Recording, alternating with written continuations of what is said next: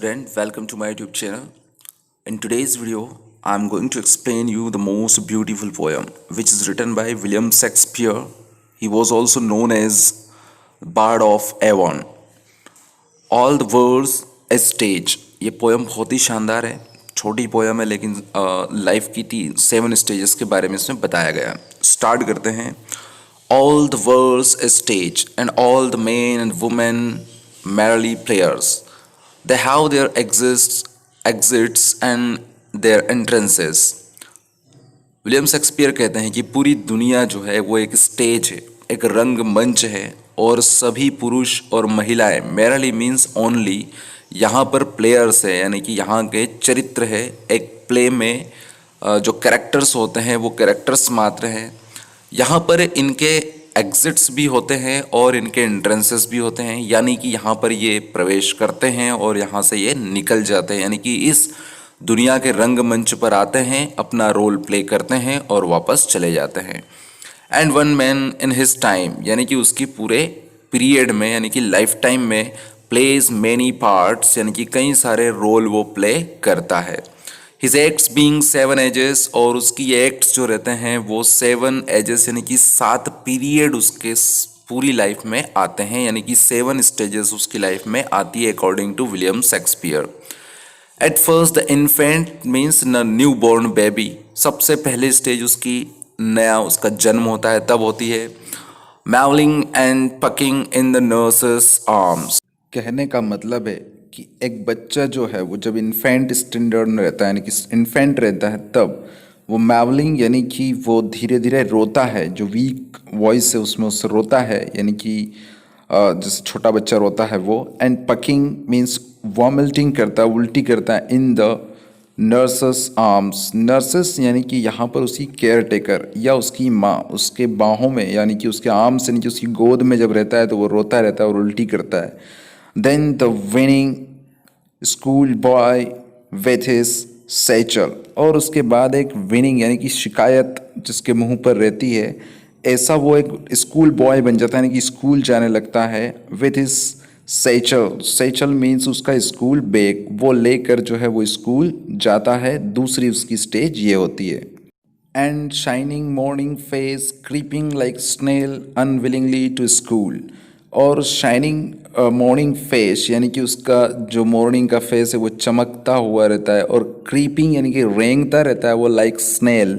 Snail मतलब कि घोंगा ये हिंदी में होता है. ये एक तरह का कीड़ा होता है जो कि बिल्कुल नींद में जैसे चलता है ना वैसे ये चलता रहता है इधर उधर. तो उसी तरह से एक स्कूल बॉय जो रहता है वो मॉर्निंग में उठता है और वो क्रीप करता है यानी कि रेंगता है अपनी आंखें मलते हुए एक कीड़े की तरह, यानी कि यहाँ से वहाँ. अनविलिंगली टू स्कूल, और उसकी इच्छा बिल्कुल भी स्कूल जाने की नहीं होती है, यानी कि वो कोशिश करता है कि यहाँ वहाँ टाइम पास करके वो लेट हो जाए स्कूल में ताकि उसको स्कूल ना जाना पड़े. एंड देन द लवर, और थर्ड स्टेज जो होती है वो उसकी युवा अवस्था होती है जब वो एक लवर बन जाता है यानी कि किसी के प्यार में पड़ जाता है. शाइंग लाइक फर्नेस, और वो इस तरह से शाइंग का जो मतलब होता है यहाँ पर वो एक तरह से हम बोल सकते हैं कि लंबी सांस लेना, यानी कि थोड़ा दुख होना, दुख से जब आह भरना होता है ना तो वो आहें भरता है. लाइक फर्नेस, फर्नेस मीन्स भट्टी होता है जहाँ पर कुछ चीज़ें पिघलाने के लिए या जलाई जाती है, हीट की जाती है. विद वॉयफुल बालार्ड, ये वॉयफुल जो है वो ओल्ड इंग्लिश वर्ड है, इसका मतलब जो होता है खस्ता हाल, या हम बोल सकते हैं कि थोड़ी तकलीफ में जो रहता है उस तरह की बालार्ड. और एक लवर होने के नाते उसको कई सारी परेशानियां भी होती है और इसलिए वो बालार्ड मीन्स लव के जो सॉन्ग है वो गाता रहता है. Made to his mistress eyebrow, जो कि उसकी मिस्ट्रेस की जो भौहें हैं उसके ऊपर वो गाता रहता है. मिस्ट्रेस मीन्स उसकी जो लवर है उसके लिए वो गाता रहता है. वो बालार्ड्स जो उसकी आँखों पर उसने बनाई है या उसकी आँखों पर गीत गाता है, सॉन्ग गाता है लव के, उसको इम्प्रेस करने के लिए. और जो फोर्थ स्टेज आती है उसकी देन ए सोल्जर. सोल्जर का मतलब यहाँ पर एक्चुअली सोल्जर नहीं है, लेकिन यहाँ पर सोल्जर का मतलब वो एक तरह से उस लवर वाली स्टेज से पार करके थोड़ा बड़ा हो जाता है. फुल ऑफ स्ट्रेंज ऑथ्स, और ये वो समय होता है जब वो पूरी तरह से, ऑथ्स मतलब एक तरह से प्रोमिसेस, कई सारे प्रोमिसेस करता है एंड बियर्डेड लाइक द पार्ड। पार्ड जो है वो एक तरह की एक बड़ी कैट होती है जो लियोपार्ड जैसी दिखती है। ये ओल्ड इंग्लिश में लियोपार्ड को पार्ड बोलते हैं। तो उस तरह की उसकी बियर्ड यानी कि दाढ़ी हो जाती है, एक बड़ी सी कैट या लियोपार्ड की तरह उसकी दाढ़ी हो जाती है, इतना बड़ा वो हो जाता है। जेलस इन ऑनर, और वो ऑनर पाने के लिए कुछ भी करता है, यानी कि सम्मान के लिए वो सब कुछ करता है। Sudden and quick in quarrel, और वो इतना गुस्से वाला हो जाता है कि कभी भी अपने सम्मान के लिए और अपने सम्मान की रक्षा के लिए वो जल्दी से जो है वो क्वारल में भी पड़ जाता है, नहीं कि झगड़ा भी किसी से कर सकता है। Seeking the bubble reputation. Bubble means जो गुब्बारा होता है वो दिखता बड़ा है लेकिन अंदर से खाली होता है, उसी तरह से वो बबल रेपुटेशन यानी कि कुछ क्षणिक अपने सम्मान के लिए, रेपुटेशन के लिए वो क्वारल भी कर लेता है।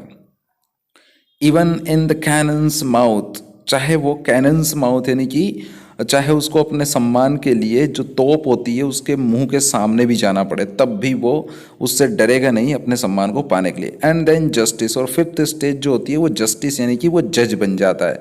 जज यानी कि वो सुप्रीम कोर्ट हाई कोर्ट वाला जज नहीं, यहाँ पर वो कई सारे लाइफ से रिलेटेड जजमेंट करने में कैपेबल हो जाता है। In fair round belly with good capon lined, यहाँ पर उसका जो बैली है यानी कि उसका जो पेट है वो राउंड हो जाता है, यानी कि थोड़ा सा थिक, यानी कि वो मोटा हो जाता है, पेट थोड़ा सा बाहर निकल आता है उसका, इस तरह से उसकी कंडीशन हो जाती है। With good capon length, और यहाँ पर कैपोन का मतलब होता है कि एक तरह से छोटा चिकन जो रहता है ना, मेल चिकन यानी कि मुर्गा जिसको बोलते हैं, तो वो चिकन खाकर जो है वो थोड़ा सा मोटा हो जाता है। इस कंडीशन में अब उसकी स्थिति पहुंच जाती है। With eyes severe and beard of formal cut, अब उसकी दाढ़ी जो है ना वो बिल्कुल फॉर्मल एक जेंटलमैन की तरह हो जाती है, उसकी दाढ़ी एक जेंटलमैन की तरह हो जाती है। एंड उसकी आईज जो है वो, उसकी आंखों में अब जो है सेवर यानी कि गंभीरता आ जाती है। अब वो इतना बड़ा हो जाता है कि वो गंभीर स्वभाव का प्रतीत होता है देखने पर। Full of wise sauce and modern instances, और फुल ऑफ वाइज, वाइज यानी कि बुद्धिमान, सॉस मीन्स आरी होती है, यानी कि हर एक चीज़ को वो बड़े ध्यान से और वॉइसली जो है वो देखता है और वॉइसली कमेंट करता है, यानी कि बुद्धिमानी पूर्वक बातें करता है। एंड मॉडर्न इंस्टेंसेस, और मॉडर्न यानी कि मॉडर्न टाइम के आधुनिक समय के उदाहरण देता है। And so he plays his part, और इस तरह से वो अपना ये फिफ्थ वाला पार्ट जो है वो निभाता है। The six age shifts into the lean and slipper pantaloon, और यहाँ पर जो बोला है लीन एंड, लीन का मतलब होता है थिन या पतला। स्लीपर्ड पैंटालून्स, पैंटालून्स का मतलब होता है पजामा, और यहाँ पर स्लीपर्ड यानी कि पजामे के अंदर जो अंडरवियर पहनते हैं उसके लिए बोल रहा है। तो अब उसके जो लीन मतलब थिन है यानी कि जो पतले वाले उसके पैर जो है वो क्या हो जाते हैं, अब पतले हो जाते हैं। लीन मतलब दुबले हो जाते हैं। उसका पैंटालून यानी कि पजामा जो है वो ढीला अब लगने लगता है, यानी कि यहाँ पर वो थोड़ा वीक होना शुरू हो जाता है सिक्स एज में पहुँचने के बाद। विथ स्पेक्टिकल्स ऑन नोज, और अब उसकी नाक पर एक चश्मा रहता है। And pouch on side, pouch means एक थैली जो बूढ़े लोग जो बगल में रखते हैं टांग कर, ऐसी थैली उसके पास आ जाती है, क्योंकि अब वो अपने आइटम जो है छोटी मोटी चीज़ें उसमें रख के रखता है, क्योंकि अब उसको थोड़ी थोड़ी भूलने की भी आदत हो जाती है, यानी कि थोड़ा मतलब बुढ़ापा जो है उसके ऊपर आने लगता है, तब उसकी कंडीशन ऐसी हो जाती है। तो जो पैर है वो पतले हो जाते हैं, और पजामा जो है वो थोड़ा उसका ढीला ढाला लगता है, उसकी आंखों पर चश्मा आ जाता है, और उसके बगल में एक बैग यानी कि एक पाउच वो रखता है। हिज यूथफुल होज, होज मीन्स होती है पाइप या नली।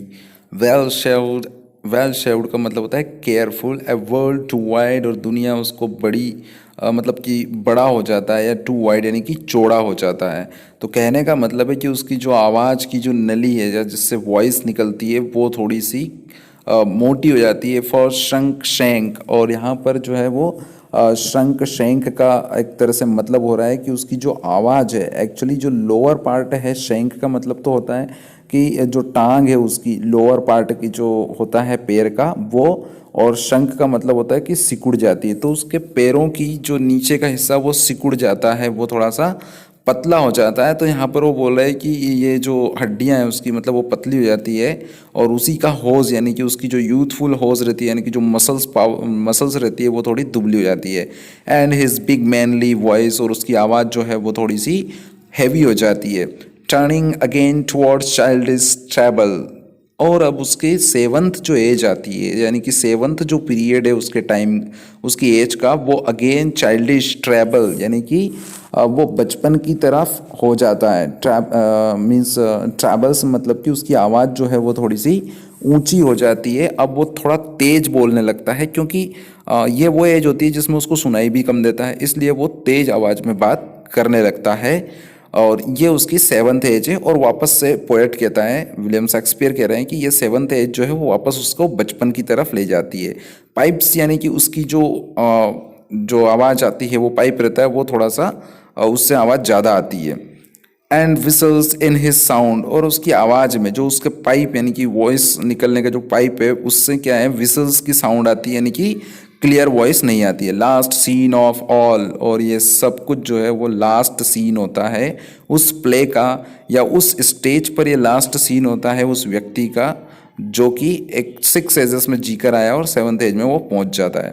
That ends the strange eventful history, और ये जो 7th एज है ये वो लास्ट स्टेज होती है जहाँ पर जो स्ट्रेंज, यानी कि जो अजीब से चलता आ रहा है, इवेंटफुल यानी कि कई घटनाओं से भरा हुआ जो हिस्ट्री, यानी कि इतिहास है। इतिहास कौन सा? उसके जीवन का, यानी कि बचपन से लेके वो 7th एज तक पहुंचता है, वहाँ तक का जो हिस्ट्री है वो अब एंड की तरफ आ जाती है। इस सेकंड चाइल्डिशनेस एंड मेरे ऑब्लिविजन, क्या यहाँ पर क्वेश्चन करता है कि क्या ये वाकई में सेकंड चाइल्डिशनेस रहती है, यानी कि दूसरा बचपन रहता है, या केवल जो है वो ऑब्लिविजन रहता है, या ऐसी स्टेज रहती है। मेरे मीन्स ओनली, ऑब्लिविजन मीन्स केवल ऐसी स्टेज जहाँ पर व्यक्ति सब कुछ भूल जाता है, यानी कि सब कुछ चीज़ें जो है उसकी कमज़ोर पड़ने लगती है, उसकी सोच, उसकी समझ और उसको याद रहने की जो चीज़ें रहती है वो सब कुछ, है ना। और इसमें यहाँ क्या होता है, sense teeth, sense means without, बिना दांत का उसका मुंह हो जाता है। सेंस आइज, उसकी आंखों की रोशनी चली जाती है। सेंस टेस्ट, यानी कि चीज़ों को खाने में उसको आवाज़ मतलब टेस्ट नहीं आता है। सेंस एवरीथिंग, यानी कि सब कुछ बिना बिना हो जाता है, यानी विदाउट विदाउट हो जाता है। और इस तरह से उसकी जो लास्ट टाइम है वो ख़त्म हो जाता है और वो डेड हो जाता है, मर जाता है। तो पैदा होने से लेकर मरने तक जो है उसने 7 स्टेजेस के बारे में बताया है। आई होप आपको सारी अच्छे से समझ में आई होगी। आज की इस वीडियो में इतना ही। Thank you very much.